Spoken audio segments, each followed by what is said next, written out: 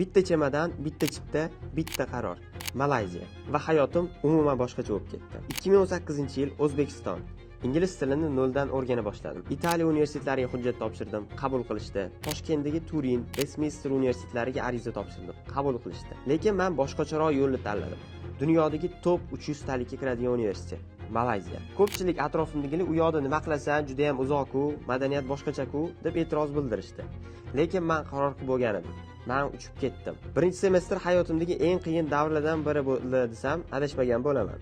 Chunki 30 ta talaba, ya'ni o'zbek talabalari birgalikda bordik. Madaniyat umuman boshqacha, o'qish tizimi umuman boshqacha, hamma narsa boshqacha edi.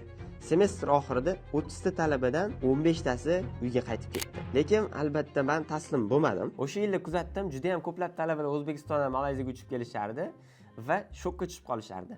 Sababi juda ham oddiy, konsalting firmalarda o'tiradigan, o'sha call centerda o'tiradigan qizlar ko'p holatlarda noto'g'ri ma'lumot berib qo'yishardi. Yotoqxonani rasmini ko'rsatishardi, borganidan keyin talaba umuman boshqacha holat bilan yuzlashadi. Grant olding deyshadi, borganidan keyin grant olmadi, mavhum.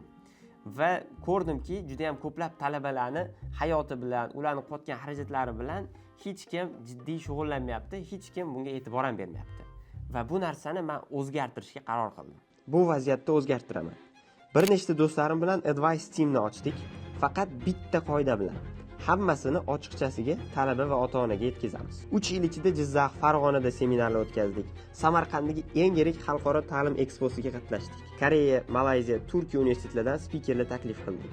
Bugun 100 dan ortiq talabalarimiz Turkiya, Malayziya va Janubiy Koreyada tahsil olyapti. Ba'zilari allaqachon diplomlarini qo'lga olib, yaxshi ishlarda ishlashadi. Agar chet elda o'qish haqiqatda qanaqa ekanini, jarayonlar, grantlar, narxlar ochuvchasiga bilmoqchi bo'lsangiz, meni kuzatib boring. Aynan chet elda o'sha oddiy talaba sifatida o'qib kelgan inson sifatida men sizga ma'lumotlar berib boraman.